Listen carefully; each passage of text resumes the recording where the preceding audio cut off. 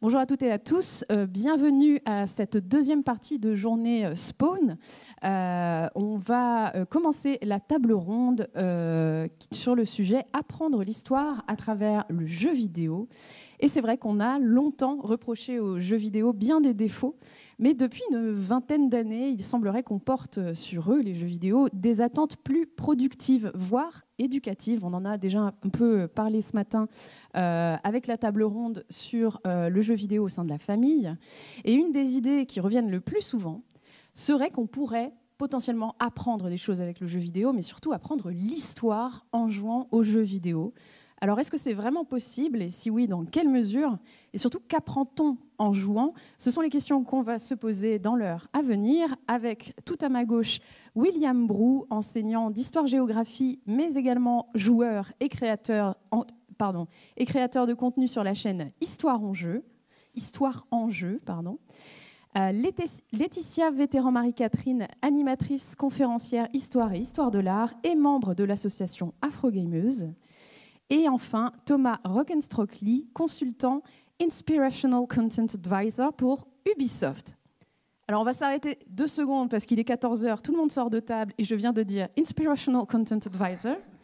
Est-ce que Thomas, tu peux nous expliquer un peu ce que c'est ton métier? Pourtant clair, non? Oui, bien sûr. Inspirational Content Advisor, ça veut à la fois tout dire et rien dire.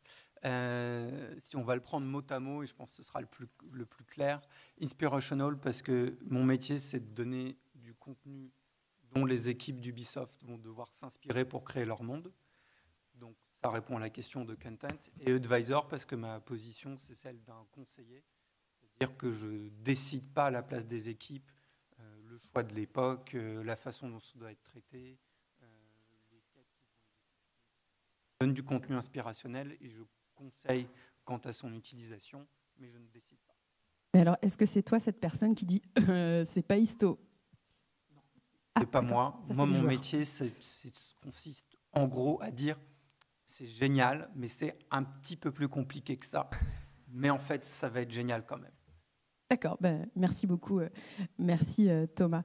Alors, le jeu vidéo et l'histoire, déjà, il me semble qu'avant toute chose, il faudrait définir pas mal de choses, notamment définir l'histoire. Qu'est-ce que c'est que pour vous l'histoire? Peut-être William, qu'est-ce que c'est que pour toi l'histoire en tant que discipline d'enseignement et comment aujourd'hui on apprend l'histoire avec un grand H?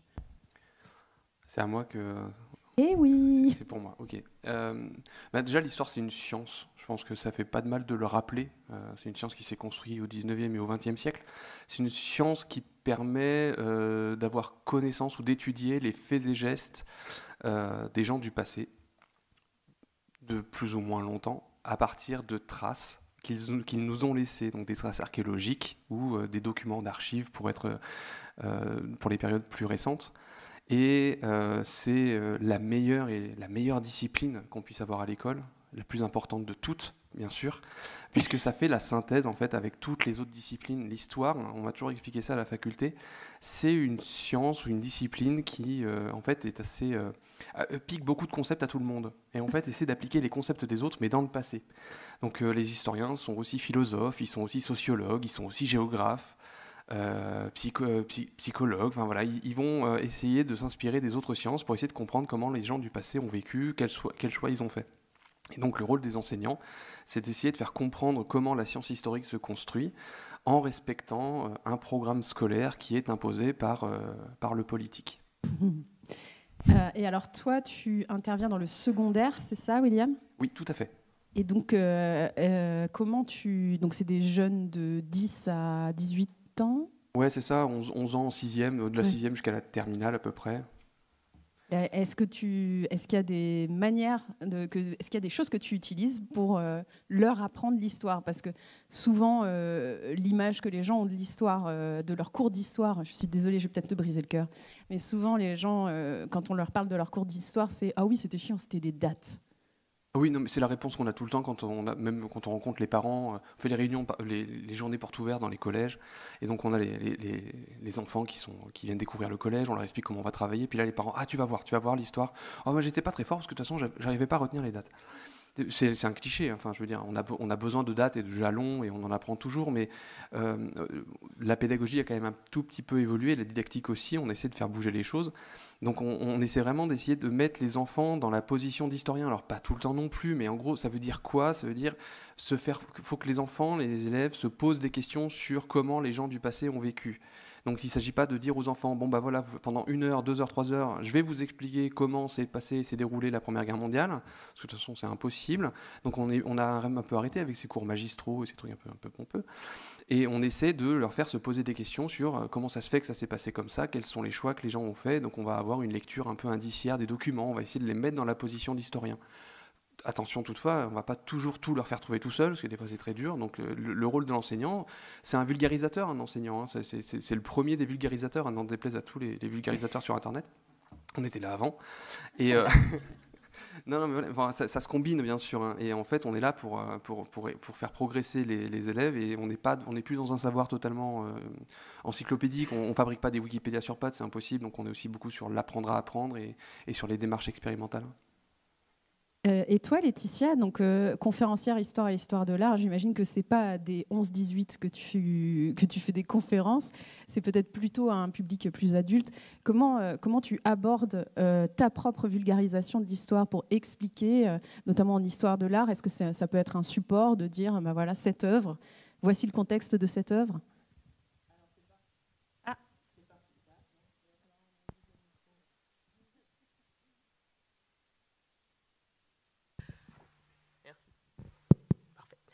Alors, c'est particulier parce que moi, du coup, alors, il y a marqué, je suis animatrice et conférencière, et animatrice, c'est jeunesse. Donc, je fais aussi des jeunes, voilà. Et conférencière, effectivement, c'est plus pour les beaucoup plus vieux qui sont souvent en maison de retraite. Alors, donc, voilà, j'ai un public assez varié. Et effectivement, l'approche va être assez différente parce qu'en tant qu'animatrice, je ne vais pas forcément présenter un sujet comme particulièrement historique, mais on peut le glisser d'une façon ou d'une autre et leur faire arriver par des activités, par des animations, à justement avoir des petits morceaux d'histoire qui vont se glisser dans tous les jeux et les réflexions qu'on va amener aux enfants. Et en tant que conférencière, effectivement, le public étant plus vieux, et c'est un public du coup, qui est beaucoup sur des maisons de retraite et qui va vraiment avoir une volonté d'avoir un peu de contact et toujours un rapport avec le savoir qu'ils n'ont pas forcément à l'endroit où ils sont. Et le but, c'est vraiment d'aller apporter un sujet, et c'est un peu... c'est presque, envie de dire, presque un peu plus magistral en tant que tel, même si je leur laisse quand même la possibilité de s'exprimer. On prend rebondir sur les questions pour aller sur des thèmes ou des autres. Mais voilà, souvent c'est un peu plus en lien avec l'actualité du mois. Par exemple, voilà, en février, il y avait beaucoup C'était quoi il y avait par exemple le fameux entre guillemets Nouvel An chinois ou les trucs comme ça. Là, on peut revenir un petit peu sur comment ça se fait en Chine, d'où ça vient. On peut revenir sur la Saint-Patrick il n'y a pas très longtemps. Voilà. Et si je peux juste rajouter, parce que j'ai quand même oublié, je vais me faire taper sur les doigts, mais il y a aussi la composante civique de l'enseignement de l'histoire, de la géographie. On est censé former les citoyens de demain. Et voilà, on est aussi prof de MC, d'éducation morale et civique en même temps. Voilà, donc ça se croise aussi avec ces enjeux-là qui nous sont dictés par le politique, encore une fois. Voilà, c'est l'avantage des animateurs, on n'a pas ces obligations, même si c'est la chose où on se retrouve avec des gens et qui sont aussi bientôt des adultes, etc. Et il va falloir effectivement les former, et l'air de rien, les réflexions qu'on leur porte aujourd'hui et tous les savoirs qu'on leur apporte, ils vont s'en servir et ce sera pour demain. Donc si on veut créer demain, on est obligé de le faire. Et alors effectivement, de par vos professions respectives, William et Laetitia, vous formez entre autres des adultes. Adultes qui ensuite peut-être vont travailler à Ubisoft alors et faire des jeux historiques avec Thomas.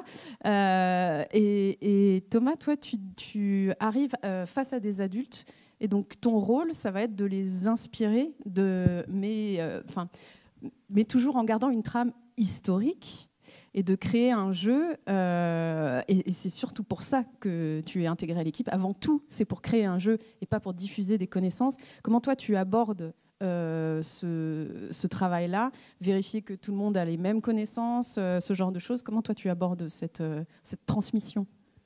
Je pense que c'est effectivement le point à souligner en premier vis-à-vis de mes collègues, c'est que les jeux historiques, en tout cas tels qu'on conçoit Ubisoft, la finalité c'est un divertissement. c'est de s'amuser, c'est de passer du temps, de s'immerger dans un monde, et c'est pas d'enseigner l'histoire. Ça, je pense que ça n'a pas vocation à remplacer le travail critique d'un professeur avec des élèves. Ça, je pense, c'est le premier point à poser, c'est on n'utilise pas Assassin's Creed, enfin, en tout cas, nous, on ne fait pas Assassin's Creed pour apprendre l'histoire. Une fois qu'on a dit ça, il y a effectivement un gros travail de documentation scientifique qui est fait pour recréer les mondes d'Assassin's Creed. Alors, comment ça se passe vis-à-vis de... Comment est-ce qu'on peut apprendre, vulgariser l'histoire quand, en fin de production, sur un Assassin's Creed, il y a 800, 900, 1000 personnes. C'est effectivement un vrai défi. Alors, ce qui va nous aider, c'est la chronologie en fait, de la production d'un jeu. C'est-à-dire qu'au tout début, c'est 10-15 personnes qui vont faire la conception du jeu. Et là, c'est plus facile d'avoir un maximum d'impact à ce moment-là. Donc, ce qu'on va commencer à faire, c'est défricher un peu les enjeux du setting. Donc, si on fait Bagdad au 9e siècle, on va expliquer, voilà ce qui se passe à Bagdad au 9e siècle, l'architecture c'est ça, la religion c'est ça, la situation politique c'est ça, les gens ils croient à ça, ils ont peur de ça, ils mangent ça, etc. etc. Une fois qu'on a défriché un peu ces enjeux, on va, alors là du coup Bagdad ça devient un moins bon exemple, mais on les emmène sur place. Bon là Bagdad c'était en plein Covid, et le contexte géopolitique s'y prêtait moins. Mais si on part sur un autre assassin comme Valhalla, par exemple, on avait emmené ce qu'on appelle la core team, donc c'est 10-15 directeurs et directrices en Norvège, au Danemark, en Angleterre, pour qu'ils puissent s'immerger dans les paysages, tout simplement, et en leur faisant faire aussi des activités qui correspondent à ce que le joueur fera dans le jeu.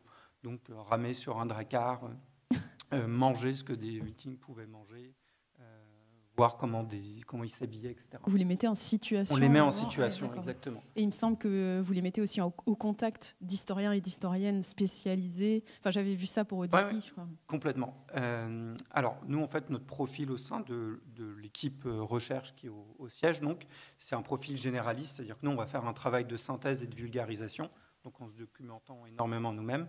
Mais évidemment, plus la production du jeu va avancer, plus les thématiques qui seront abordées seront spécifiques et détaillées. Donc, il arrive à un moment où nous ne suffisons plus, et donc il faut aller chercher des expertises externes. Et donc là, effectivement, notre rôle, ça va être d'identifier quels experts sont pertinents. Alors, c'est vrai que dans les assassins, c'est très souvent des historiens, mais comme le disait William, l'histoire est une discipline qui vole un peu toutes ces idées, enfin, pas toutes, mais une partie de ces idées ou de ces méthodes à d'autres sciences sociales. Et donc, parfois, ça va être des anthropologues, parfois, ça peut être des musiciens, des ethnologues, etc.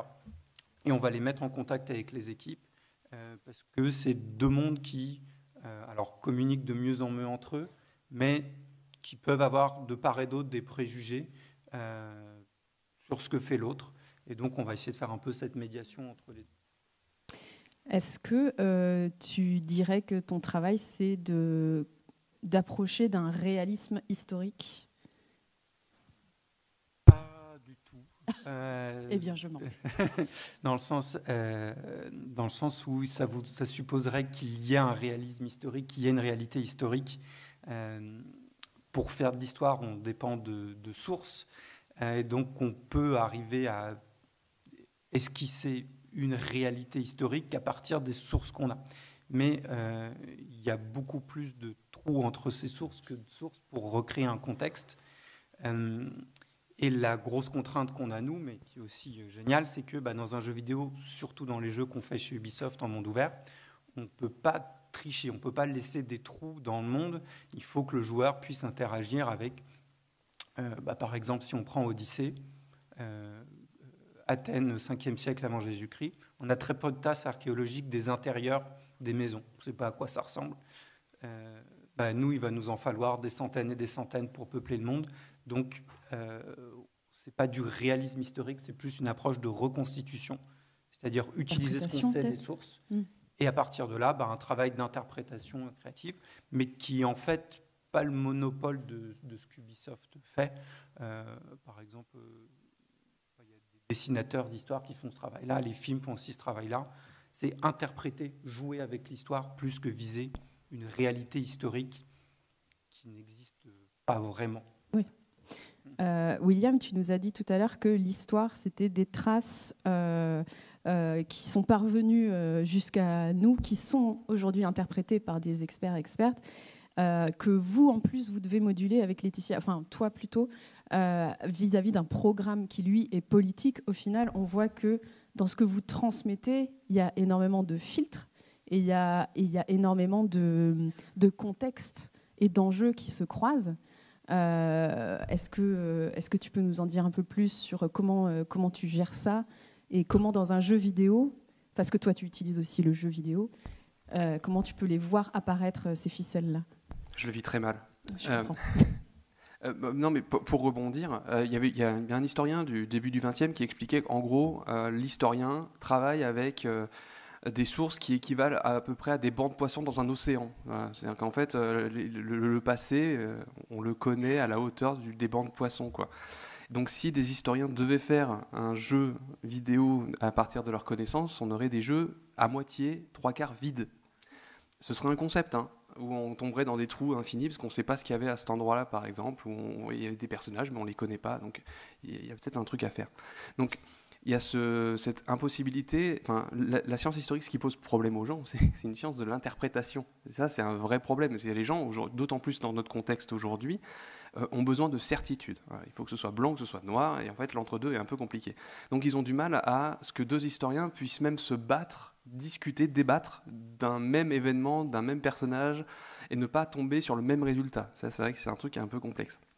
Donc forcément, quand on doit créer un jeu, ça suppose de se baser sur les travaux de certains historiens, pas d'autres, et donc d'avoir parfois des biais, parce qu'on choisit certaines interprétations et pas d'autres.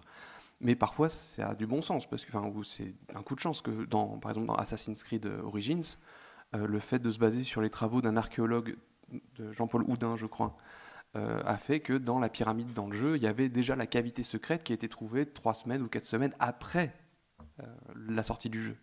Donc peut-être qu'Ubisoft en fait avait des infos que les gens n'avaient pas, peut-être qu'ils nous manipulent. Bref, ça c'est une science particulière, l'histoire. Et donc comment je m'en sors? Pardon, j'ai peut-être oublié la question, mais en fait nous il y a une commande, un programme scolaire qui est imposé à tous les enseignants pour fabriquer une culture commune à tous les élèves qui passent par le second degré, par l'école de la République. Donc ces choix, ils peuvent être discutés, et ils sont discutés d'ailleurs de manière assez lors de la sortie des programmes ou des réformes de programmes. Il y en a bientôt une, donc on va bientôt connaître cette étape-là. Et ensuite, les enseignants, nous, on a cette mission-là de transmettre ces choses-là. Mais on a une liberté de les traiter, on a une liberté pédagogique qui est contrainte, mais de traiter ces aspects avec les outils que l'on estime utiles. Et il se trouve qu'en plus de ces points de programme, donc de ces connaissances à avoir, on est censé former ou construire les compétences ou capacités de nos élèves. Et donc dans ces compétences, donc il y a le socle commun de connaissances et de compétences, puis les capacités au lycée. Et il y a l'analyse de l'image, il y a l'analyse des médias, du langage des médias. Et donc en fait, on a tout à fait la liberté de se baser sur des médias, ça peut être le cinéma, ça peut être les séries. Et aujourd'hui, 99% des gens jouent à des jeux vidéo. Un enfant sur 2 déclare, d'après les chiffres du CEL, jouer à des jeux vidéo. Ça fait partie de leur langage, ça fait partie de leur culture. Et donc ça me paraît pertinent, en tout cas, de s'emparer de cet outil-là pour leur apprendre à le lire, pour leur apprendre à le décrypter et peut-être à ne pas tomber dans les pièges de ces œuvres-là. Également, j'ai l'impression en vous entendant discuter que on considère souvent l'histoire comme le passé, c'est figé, c'est un bloc, ça ne peut pas être modulé. Alors qu'en fait, là, quand je vous entends parler, j'ai l'impression qu'au contraire, il faut justement, c'est une science de l'interprétation, il faut s'emparer un peu de cette matière qu'on aurait là et l'interpréter comme toi tu fais, Laetitia, j'imagine, avec les œuvres d'art. Et justement, en jeu vidéo, pour créer une nouvelle œuvre, comment on peut aller chercher comme ça l'histoire et l'histoire de l'art pour créer une œuvre nouvelle qui elle-même va avoir ses biais, notamment de contemporanéité, peut-être qu'on en reparlera. Est-ce que tu veux définir, Laetitia, le biais de contemporanéité? C'est pas facile à dire à 14h25. C'est pas facile non plus de définir à 14h25, mais... je vais essayer de faire ça correctement et je pense que je vais mal le faire, donc tu me reprendras si je fais ça mal. Non, ça va être très bien. Non. En fait, l'histoire, en fait, c'est forcément une construction, une étude du passé. Et en fait, on va forcément étudier l'histoire à l'aune de toutes les sources, les preuves qu'on a actuellement et de toutes les interprétations aussi qu'on va aussi pouvoir donner à ce qu'on a trouvé pour avoir quelque chose qui soit cohérent. La chose étant que, en fait, à chaque fois qu'on regarde l'histoire d'un point de vue du point de vue actuel, on va aussi prendre ce qu'on a vu actuellement pour aussi analyser le passé. Et donc, il peut y avoir justement ce biais de contemporanéité qui va justement faire que on va regarder quelque chose en se disant non, c'est pas ça en fait. C'est pas exactement ça. On va se dire oui, là on voit quelque chose, mais en fait non, on ne devrait pas le voir parce que ceux de l'époque ne voyaient pas que ça comme ça et ne pouvaient pas voir ça comme ça parce que ça n'existait pas et ça ne se considérait pas comme ça. Et tu avais un bon exemple la dernière fois, tiré de tes vidéos, je crois, celle sur la question d'être gay à l'Antiquité, je crois, qui était pas mal, je trouve. Non, il était bon. Oui, voilà, par exemple, si on va s'intéresser à la question de homosexualité dans l'Antiquité grecque, par exemple, c'est pas du tout la même chose qu'aujourd'hui, en fait. La considération sociale et politique n'étant pas du tout la même. Et du coup, dire qu'on était gay à l'Antiquité, ça marche pas vraiment, parce que, en fait, c'est pas vraiment une revendication politique à l'époque. Oui, non, mais c'est ça, c'est l'idée qu'on vit dans un jeu vidéo le passé à l'aune de nos connaissances aujourd'hui, comme si c'était aujourd'hui. Donc on va transposer, on va mettre un filtre, on va mettre des filtres sur l'époque, qui sont nos filtres contemporains. Et donc en fait, quand on joue à un jeu vidéo, en fait, c'est nous en 2024 qui jouons à une représentation d'un passé que nous ne connaissons pas. Et donc forcément, on va même se poser des questions que les gens de l'époque ne se poseraient pas. Enfin, faites jouer un grec à Assassin's Creed Odyssey, la moitié des dialogues va dire mais pourquoi il pose cette question? C'est logique. Enfin, Zeus, Zeus, tout le monde connaît. Quand c'est Socrate, quand on croise Socrate, on le croise, du coup il explique qui il est. Ou Périclès, on explique qui est Périclès. Enfin, un Athénien au 5e siècle, il sait qui est Périclès. Enfin, il n'y a pas de question à se poser. Mais c'est un passage nécessaire parce que nous ne sommes pas des Grecs du 5e siècle. Et encore une fois, ce n'est pas une copie de la Grèce du 5e siècle, c'est une représentation des années 2000 de la Grèce du 5e siècle à partir de connaissances modernes. C'est-à-dire que même des créateurs de jeux vidéo dans les années 80-90, les créateurs de jeux dans les années 80-90 ne faisaient pas des jeux sur cette période de la même manière que des créateurs de jeux vidéo aujourd'hui, et des créateurs de jeux vidéo dans 10, 20 ou 30 ans ne font pas ni les mêmes jeux, ni avec les mêmes connaissanses qu'aujourd'hui. Et par contre, j'ai oublié la question, du coup, j'avais la définition, mais pas la question. Il y avait une question avant la définition, je crois. Comment... Je ne l'ai pas noté non plus, donc... Oups. Mais elle était très bonne. Elle était excellente, c'est très dommage. J'aurais adoré répondre. Désolée.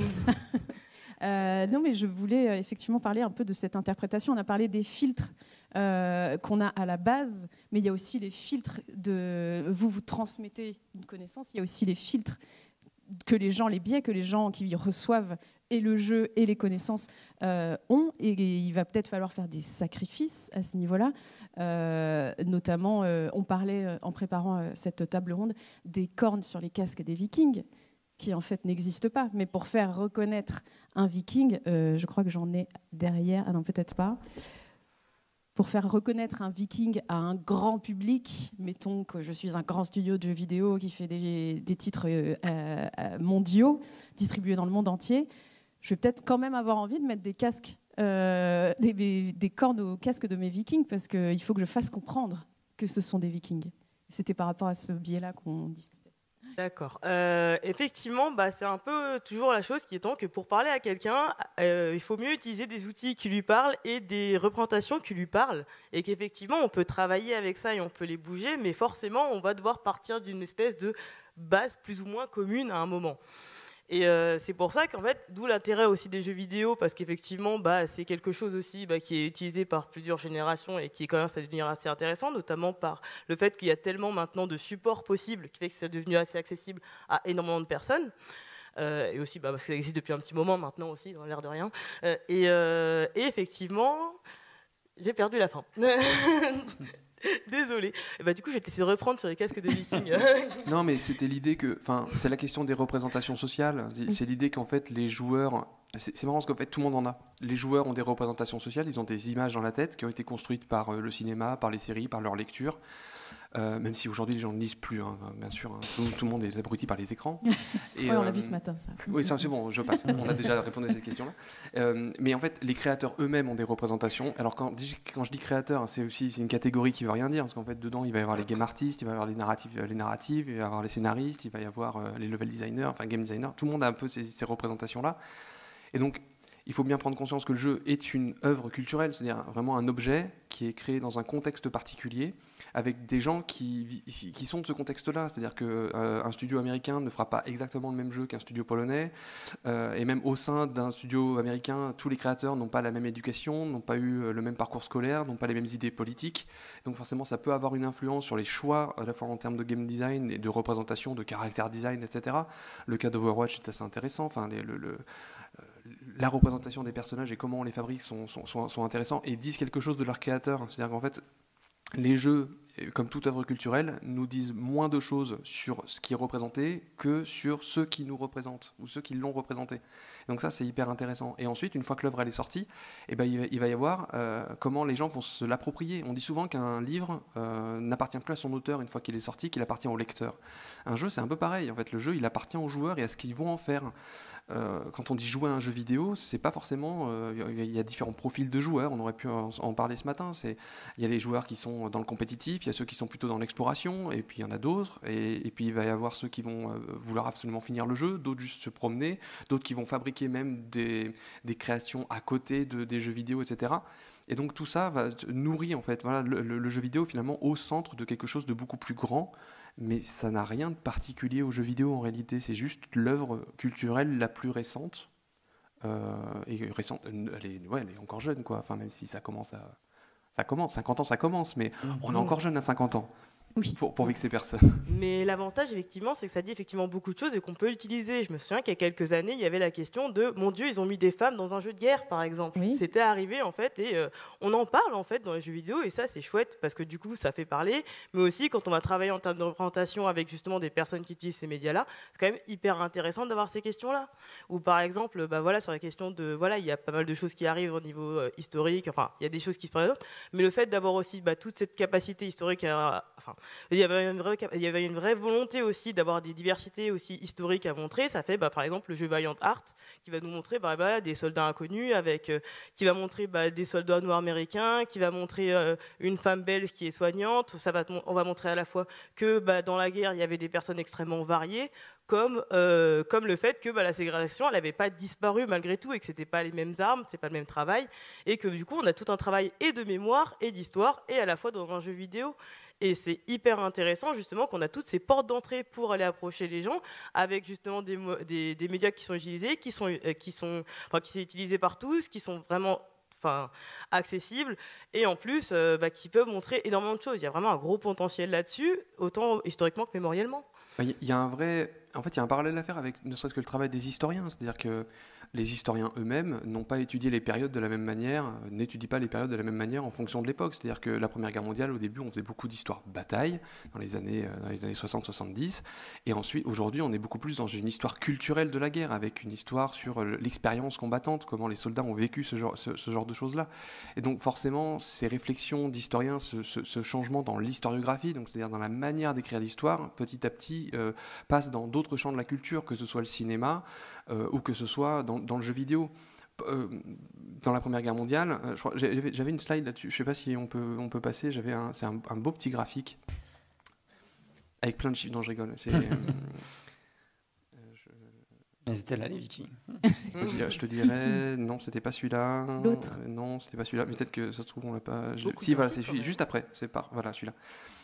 En gros, c'est très moche, hein, mais c'était mieux sur le mien.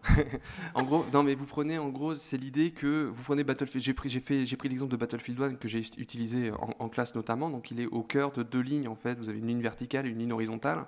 Et en fait, pour comprendre Battlefield 1, faut à la fois comprendre qu'avant lui, donc la ligne verticale désordonnée, vous avez d'autres jeux qui ont parlé de la Première Guerre mondiale. J'en ai mis que deux, un Red Baron donc les premiers simulateurs de vol qui avant étaient sur bande d'arcade. Et ensuite, vous avez les jeux de stratégie, genre Historyline. Aujourd'hui, ça marche plus. Il y en a quasiment plus de jeux de stratégie sur la Première Guerre mondiale. C'est plus le genre à la mode. Et ensuite, il y a Battlefield 1 qui s'empare du mode du FPS qui est à la mode depuis les années 2000 et qui le met en mode Première Guerre mondiale. Mais pourquoi en 2016, Electronic Arts décide et DICE décide de faire un jeu Battlefield sur la Première Guerre mondiale, alors qu'ils auraient pu prendre n'importe quel n'importe quelle guerre mondiale. Et ben, il se trouve qu'il est sorti en 2016 et qu'on était en plein milieu du centenaire de la Première Guerre mondiale et qu'en même temps, vous avez la mission scientifique 14-18, il y a Soldats inconnus d'Ubisoft qui sortait, qui mettait comme par hasard des traumatisés de guerre aussi en ligne de mire. Et vous avez au cinéma Au revoir là-haut de Dupontel, par exemple, qui met en scène des gueules cassées. Et Battlefield 1 décide de mettre des traumatisés de guerre au centre de son jeu.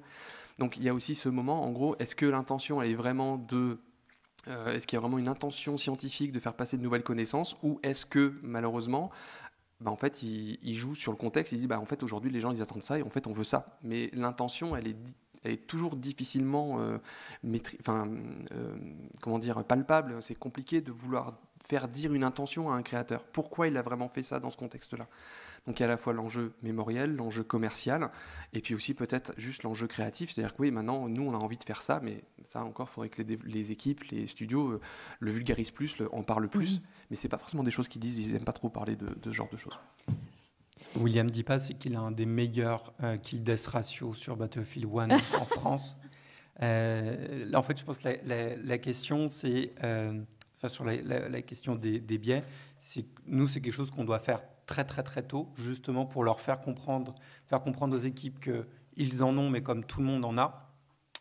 Et la question, c'est, puisqu'il y en aura de toute façon à la fin, il faut qu'ils en soient conscients, et donc que les biais qui seront choisis soient conscients. Donc, pour reprendre l'exemple des cornes sur les casques vikings, il y a plusieurs choses qui sont combinées. Il y a d'ailleurs leur faire comprendre qu'historiquement, il n'y a rien qui prouve ça, mais qu'ensuite, il y a un contexte culturel qui commençait à représenter des vikings sans casque à cornes, et que donc, et là on arrive à une autre grosse différence entre la science historique et le fait d'en faire dans un jeu vidéo, c'est que c'est un produit culturel qui doit se vendre et qui donc doit correspondre plus ou moins à ce que les gens connaissent de la période.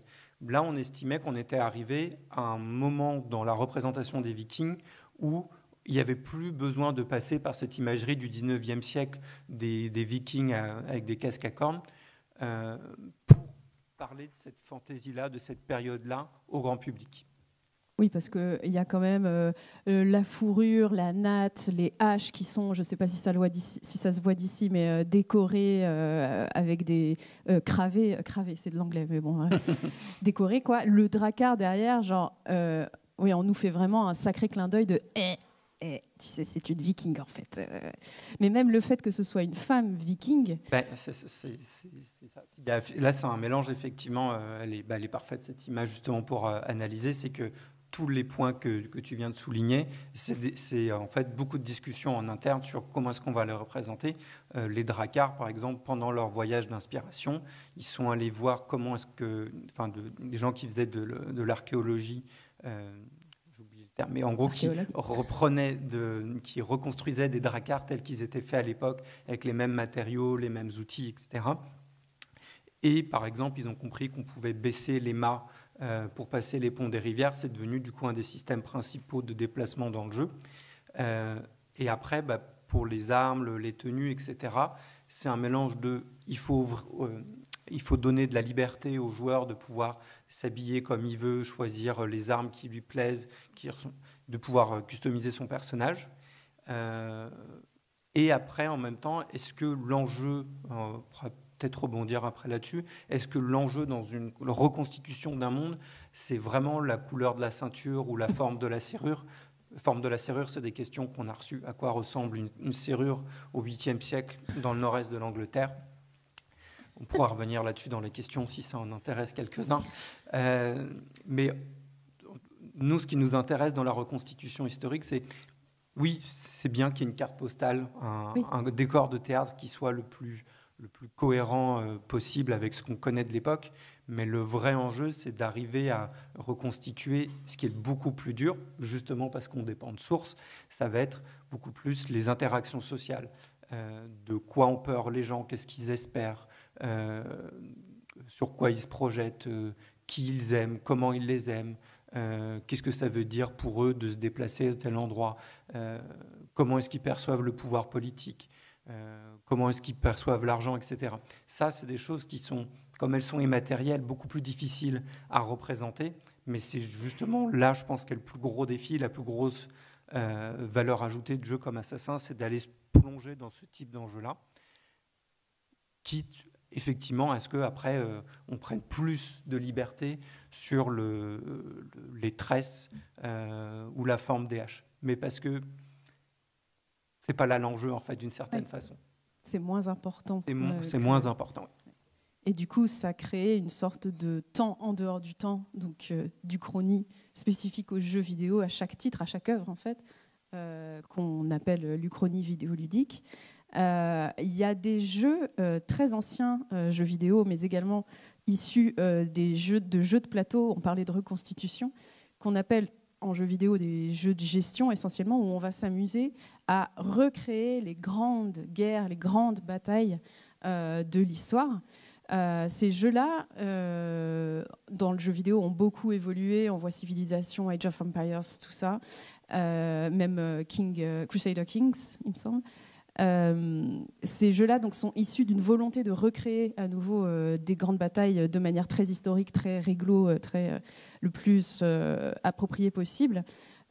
Et aujourd'hui, encore dans le jeu vidéo, il me semble que leurs cartes sont... voilà, ici, on en voit une. Leurs cartes de base peuvent être tout à fait réalistes d'après les connaissances qu'on a actuellement.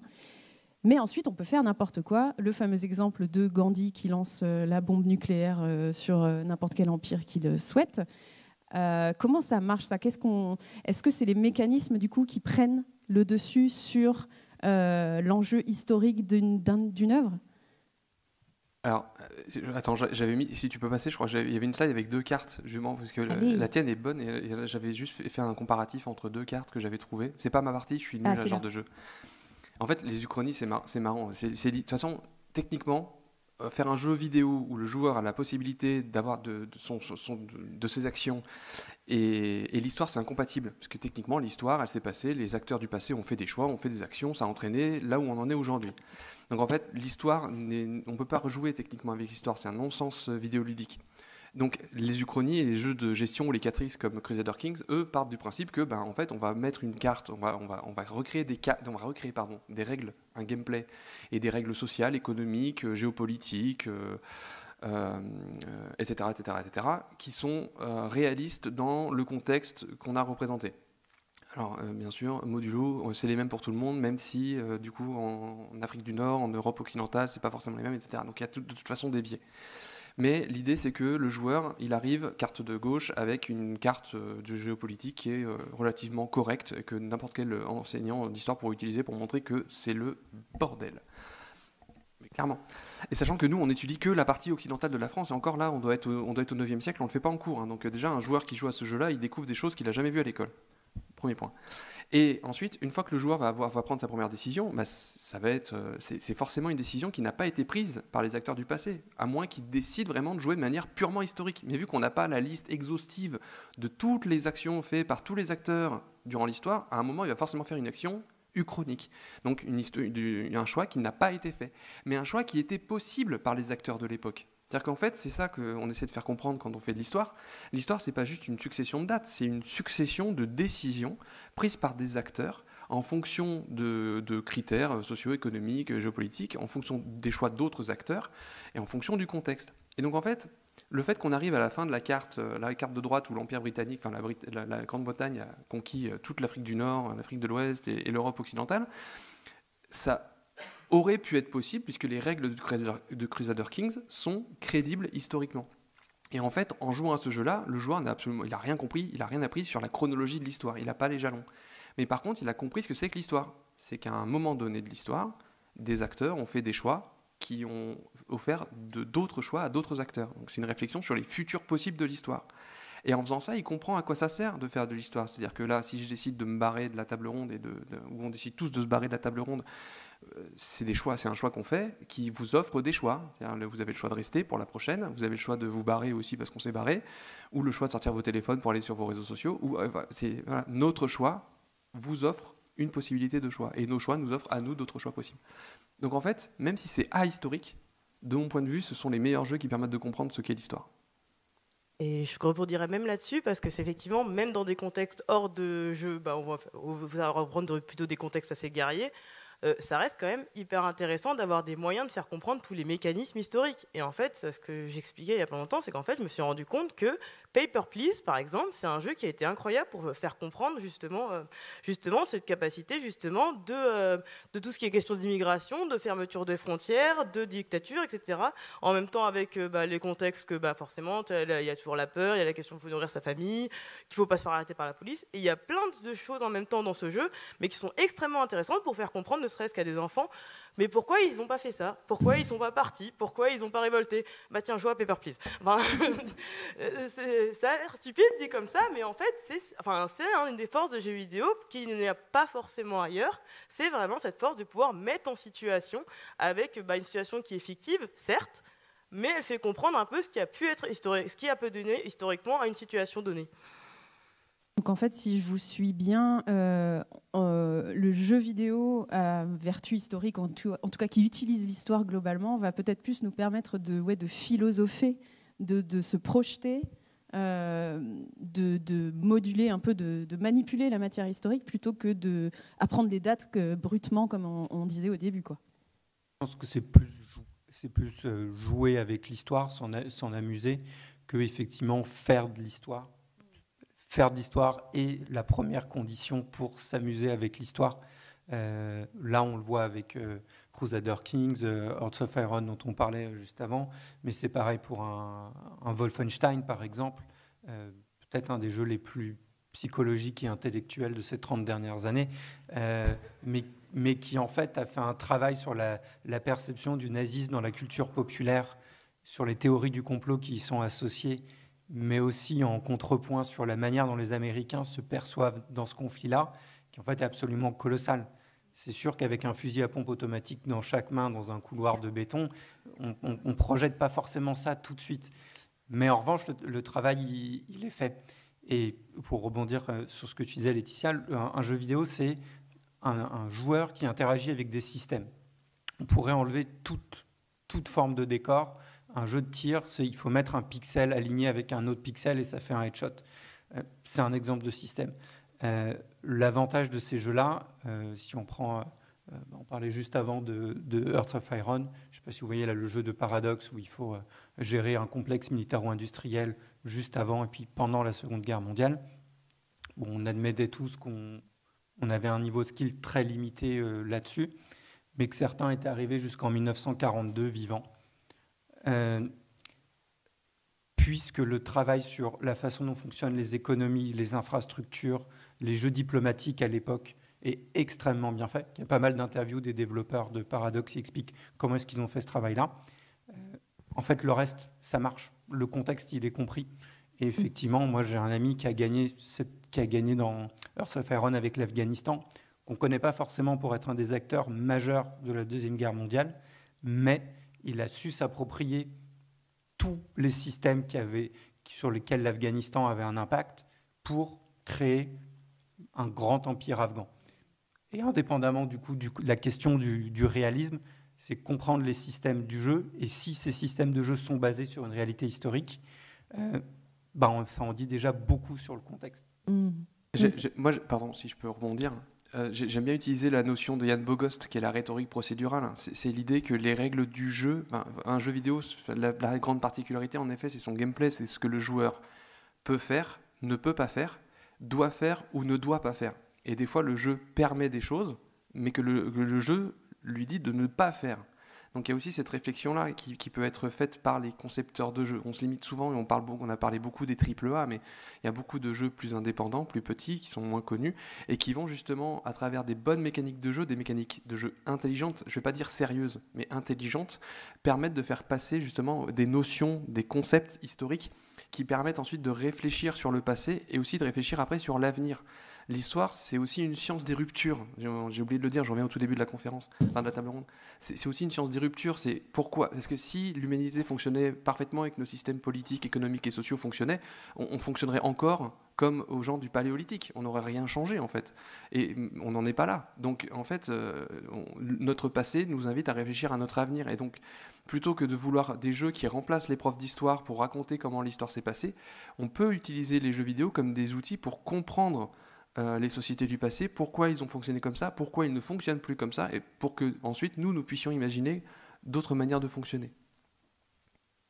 Mais alors, si on peut, si jouer à un jeu vidéo dit historique, c'est essentiellement s'amuser avec l'histoire, est-ce que vraiment on peut jouer avec toutes les périodes de l'histoire ? Je me pose la question. Allez, on va faire la liste exhaustive. On peut les nazis. Cela dit, dans Wolfenstein, c'est une uchronie aussi. Ça se passe, c'est vraiment si les nazis avaient remporté la Seconde Guerre mondiale, où est-ce qu'on en serait ? Bon, c'est pas joli. Ouais, mais tu vois, c'est la version vidéoludique du maître du haut château, en fait. Sauf que plutôt que de subir cette histoire et de contempler une vision du livre, de la lecture du livre ou de la série, en fait, là, on va être dans le cœur de l'action. Qu'est-ce que ça fait ? Donc, en fait, si on met dans une même salle quelqu'un qui a lu le livre, quelqu'un qui a regardé la série et quelqu'un ou un film, je sais pas s'il y a une adaptation film, et quelqu'un qui a joué à un Wolfenstein, par exemple, ce serait intéressant de voir quelles sont leurs visions et de partager leur vision de ce qu'ils ont compris de cette uchronie-là. Et donc, pour répondre à ta question, est-ce qu'on peut jouer avec tout ? Ben non. Voilà. Merci. Oui. J'avais fait juste la slide d'après. Du coup, il y a un site qui s'appelle Historia Games qui essaie de faire un catalogue du nombre de jeux, des jeux qui parlent d'histoire. C'est forcément incomplet. Il y a plein de jeux qui manquent. C'est une base de travail entre guillemets. Alors je m'étais amusé à mettre ça en camembert. J'adore les camemberts. Vous voyez, c'est le côté très scientifique de l'historien qui ressort là. C'est les maths. Mais globalement, je crois qu'ils en sont à plus de 2400 jeux qu'ils ont répertoriés. Et sur Steam, il y en a plus de 5000 qui ont le tag histoire. Donc on pourrait dire qu'est-ce qu'un jeu d'histoire, qu'est-ce qui appartient ou pas. Mais en tout cas, d'après leur liste, on voit bien qu'il y a une grosse domination de la période contemporaine. Et en plus, dans cette période contemporaine, la moitié des jeux, c'est des jeux sur la Seconde Guerre mondiale. Et souvent, c'est des jeux de stratégie où on joue les Américains et on va tuer et on va envahir l'Allemagne, quoi. Enfin, on va libérer l'Europe. Donc déjà, on voit bien qu'il y a des choix qui sont faits en fonction, on parlait de représentation sociale, la majorité des studios, ils sont nord-américains, leur histoire commence avec la Seconde Guerre mondiale, donc c'est la période qu'ils veulent et les joueurs, ils attendent ça aussi. À côté de ça, il y a des périodes qui ne sont pas du tout traitées. C'est un moment qui les glorifie aussi en tant que nation. Ils sont arrivés en héros, forcément ça les met en valeur. Et même quand tu compares le Call of Duty 2, et son remake de 2017, Call of Duty World War II, c'est exactement les mêmes personnages avec la même intrigue, mais mise en scène différemment, et tu vois déjà la différence de traitement. C'est-à-dire que dans le Call of Duty 2, tu vis les événements, notamment en Afrique du Nord, avec la passe de Kasserine, tu perds à la bataille de Kasserine, vraiment tu la perds, quoi. Tu te rends compte que ça a été un traumatisme pour eux. Dans Call of Duty World War II, non. Vous êtes les bons héros, depuis le débarquement de Normandie, vous libérez toute l'Europe avec plein d'erreurs de date, etc.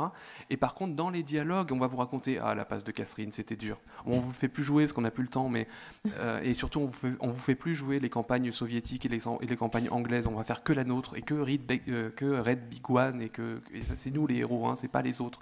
On va un peu en parler, mais globalement, voilà. Donc tu vois, ne serait-ce que dans ce traitement-là et dans ce récit national, il y a ce truc-là. Et donc il y a des périodes de l'histoire qui n'intéressent personne. Oui, la préhistoire, 0,8%. Ah ouais, c'est dingue. Mais il doit y avoir 14 jeux sur la préhistoire. Pas beaucoup de sources.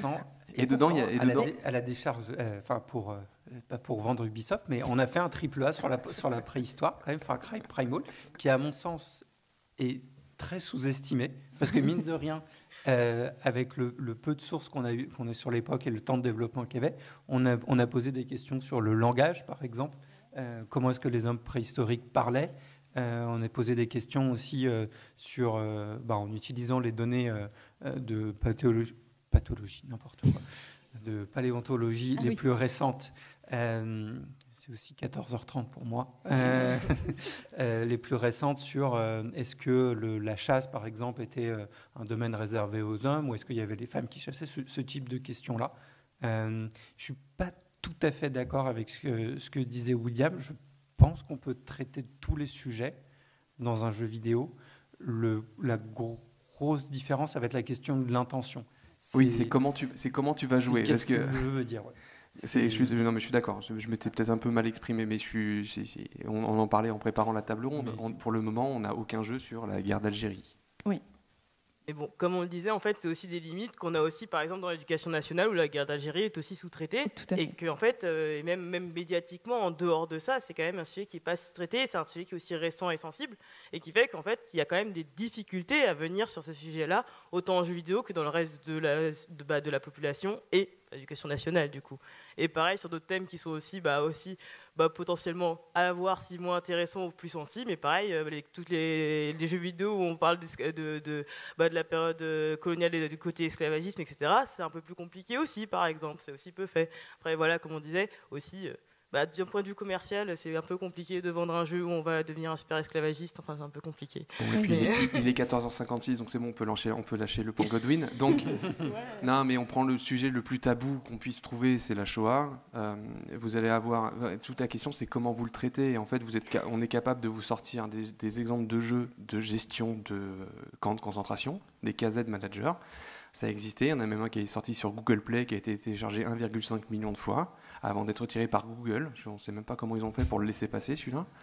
Mais peu importe. Donc vous étiez en mode gestion de camps de concentration. Vous décidiez qui vous vouliez concentrer et vous construisiez les baraques, etc.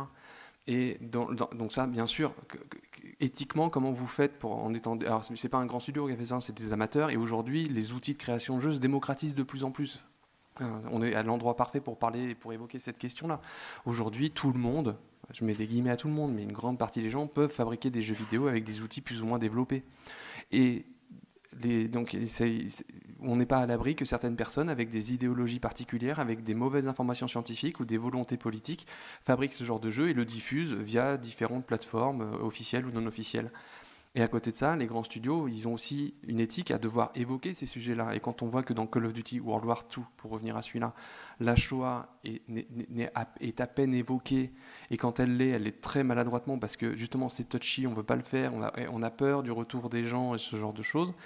Donc je suis d'accord, c'est pas qu'on ne peut pas le faire, mais il faut trouver la bonne manière de le faire, et tout en pensant aux joueurs, à comment ils vont pouvoir réceptionner l'information, et aux risques qu'ils peuvent mésinterpréter les informations qu'il y a dedans. Parce que vous pouvez être le meilleur développeur, le meilleur studio du monde, avec les meilleurs consultants du monde, pour citer personne, vous pouvez... Mais, il y a les informations que vous mettez dans votre jeu avec l'intention de les transmettre, et vous ne pouvez pas garantir à 100% que, ces infos vont être lues, comprises et interprétées correctement par vos joueurs, et vous n'êtes pas sûr à 100% qu'elles ne vont pas être totalement mécomprises par les joueurs, et donc ensuite, vous n'êtes pas à l'abri du bad buzz en mode « tel studio a mis ça dans son jeu, c'est honteux, oui mais attendez, en fait c'est pas ça qu'on a voulu dire, oui mais tant pis, maintenant en fait c'est comme ça que ça a été compris ». Donc il y a ce vrai risque de mésinformation, de mécompréhension, d'où l'importance de faire de l'éducation aux médias jeux vidéo, à comment le jeu vidéo est construit, et je parle pour les enfants, mais aussi pour les parents, pour les adultes, pour tout le monde en fait. C'est pas parce qu'on joue à Fortnite et qu'on fait des top 1 toutes les semaines qu'on sait comment un jeu vidéo ça se fabrique et qu'on connaît les enjeux de l'industrie. Donc en fait, oui, effectivement, il faudrait avoir une éducation aux médias sur le jeu vidéo. C'est peut-être ça que le jeu vidéo peut apprendre, c'est tout ce qu'il y a autour. Tu parlais de création tout à l'heure autour du jeu vidéo, analyse d'œuvres, etc. Essayer de comprendre pourquoi ce jeu-là, à ce moment-là, avec ce prisme-là, pour pouvoir accepter en fait que le jeu vidéo, même dit historique, est une œuvre culturelle et là pour divertir, comme tu disais Thomas, et toucher un maximum de monde. Enfin, il y a énormément d'enjeux derrière. On va devoir conclure. Du coup, je vais poser une dernière question. En fait, grâce à qui on peut appréhender un jeu vidéo historique de manière sereine en se disant « Ok, je sais que le matériau que je reçois là, il est biaisé de tous les côtés. C'est une trace qui a été appréhendée, traitée, analysée par des années et des années d'histoire et de recherche, qui ensuite a été politisée et aujourd'hui s'insère dans un organisme culturel qui a une vocation probablement à vendre ses œuvres à un moment donné. Qui nous apprend à faire ça, d'avoir ce recul-là sur une œuvre? On le fait. Chez Ubisoft, c'est peut-être pas ce qu'on met le plus en avant logiquement, mais on a quand même beaucoup de partenariats maintenant à la sortie de chaque Assassin avec des institutions culturelles, des musées, etc., qui en fait nous forcent à justement être le plus cohérent possible avec le contexte dans lequel on représente telle ou telle culture. Sur Bagdad, par exemple, on travaillait pendant même la conception du jeu avec l'Institut du monde arabe. Ça nous a permis, mais aussi contraint parfois, à être le plus respectueux possible du travail qu'on faisait. Ceci étant dit, et c'est pas spécifique aux jeux vidéo, c'est dès qu'on est en contact avec un produit culturel, avec un récit, et ça rejoint un peu ce que tu disais au tout début sur la question de la citoyenneté, il faut le remettre en question et justement s'informer, se cultiver, mais presque au sens agricole du terme, se travailler soi-même pour être le moins influencé par tel ou tel biais, tout en assumant qu'on peut s'amuser, on peut assumer. Je suis un grand fan de Wolfenstein, je peux m'amuser dans Doom aussi. Ça ne veut pas dire que je suis dupe des récits, mais que c'est quand même toujours cool de se battre contre un chien nazi robot, sans être dupe. Ah bon, ça n'a pas existé? Il y a des débats. Peut-être sur la Lune. Pardon. La face cachée. Merci à vous trois. Je rajouterais que ça reste des jeux vidéo, donc en fait tous les créateurs de contenu qui parlent de jeux vidéo et toutes les émissions qui parlent de ce genre de choses qui permettent de comprendre comment l'industrie fonctionne et tous les messages qu'il peut y avoir derrière, pour pas citer Jour de Play, sont intéressants en fait. C'est juste qu'il y a le prisme histoire qui est un tout petit peu particulier par rapport au lore, mais il y a énormément de vulgarisateurs et de créateurs de contenu qui permettent de savoir ce genre de choses. Et donc aussi, on se bat pour que le jeu soit considéré comme un média et donc que les institutions s'en emparent encore plus au même titre que le cinéma et les séries, ou que des centres culturels et des médiathèques, des ludothèques ou des musées puissent faire de l'éducation aux jeux vidéo et utiliser cet outil pour faire de la bonne vulgarisation. Un service public efficace qui serait dédié à on y croit. 10 millions en moins, on y croit. Je vais peut-être passer le micro pour faire circuler s'il y a des questions autour de l'apprentissage du jeu vidéo, de l'histoire. Moi, j'avais une question aussi en plus. Oh, j'arrête pas, quoi.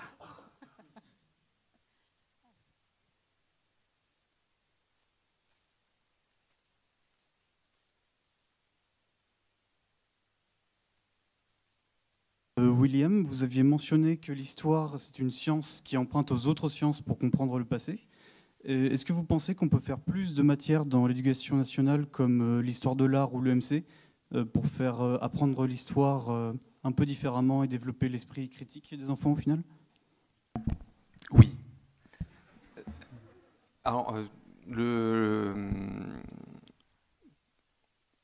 moi, j'ai toujours essayé d'ancrer mon enseignement de l'histoire dans l'actualité. Donc, par exemple, moi, j'ai toujours fait 1 heure de MC après chaque chapitre d'histoire et de géographie, justement pour dire, voilà, on a vu ça qui s'est passé au 16e, au 17e, au 18e, et ensuite, on va faire un contrepoint avec quelque chose qui s'est passé aujourd'hui. Je prends un exemple, j'ai fait l'esclavage et la traite négrière au 18e siècle, bim, 1 heure de MC sur l'esclavage moderne.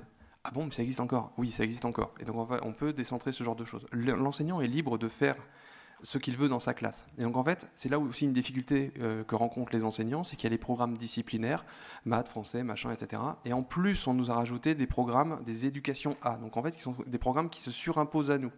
Donc en fait, maintenant, un enseignant, quand il fait sa discipline, il doit rajouter d'autres choses. Mais ça rajoute un travail, une réflexion. Et donc il faut travailler en équipe. Mais c'est un métier qui est très individuel, enseignant. Donc ça s'apprend de travailler en équipe, de travailler à plusieurs. Et donc déjà à l'université, notamment à l'INSPE, qui va bientôt changer de nom, mais on a l'habitude. Il faudrait entraîner les étudiants, les futurs enseignants, à collaborer avec d'autres. C'est-à-dire qu'on peut très bien imaginer un collègue de maths et un collègue d'histoire qui travaillent sur des statistiques par rapport aux sondages, aux fake news, ce genre de choses. Un collègue de SVT avec un collègue d'histoire sur les cabinets de curiosité, sur la découverte du monde, sur le catalogage du monde, ce genre de choses. Un collègue de lettres et un collègue d'histoire, comme je l'ai fait sur la Première Guerre mondiale, qui va travailler sur les lettres de Poilu, par exemple. Donc c'est quelque chose qui existe déjà, en fait, et qui se fait, qui n'est pas bien connu, parce que le grand public se désintéresse un petit peu de comment ça se passe au concret dans la classe, sauf quand on devient parent et que du coup, là, on touche un peu plus du doigt ce genre de choses. Mais ça existe, et dans tous les cas... Pour conclure, l'esprit critique, tout le monde l'a, hein, même les enfants. Les enfants ont déjà un esprit critique, très développé en réalité. Mais en fait, le truc, c'est comment le former, l'éduquer plus, et comment faire en sorte qu'il s'active, qu'il y ait ce réflexe critique, en fait, qui se fasse automatiquement par rapport à des sources d'information ou par rapport à des médias. D'accord, merci.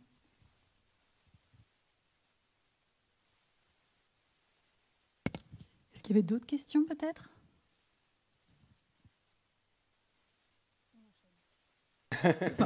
Voilà. Si moi j'avais quand même une réflexion, c'est qu'il y a parfois aussi des soucis de dépolitisation des sujets, parce que récemment, moi je sais que sur une démo d'un jeu censé être un cosy et mignon, en fait ça traitait d'une période coloniale, et donc vraiment dans la même phrase on nous mettait cosy et colonial, ce qui est quand même compliqué. Un jeu développé par un couple d'Américains, notamment édité en plus par un éditeur qui s'appelle Freedom Games, donc énormément de soucis, voilà. Il y a rien qui va. Donc ça arrive, voilà, il faut faire attention à la façon dont on traite les sujets. On peut en parler, mais pas n'importe comment. Mais il ne faut pas oublier que l'enseignement de l'histoire, c'est pas le même en France qu'au Québec, qu'aux États-Unis. Aux États-Unis, il y a tout ce truc-là. Enfin, l'histoire, nous, on commence vraiment, on est très post-colonial studies, et nos enseignements sont très portés sur ça. Aux États-Unis, ils n'en sont pas du tout au même point. Enfin, ça faut aussi.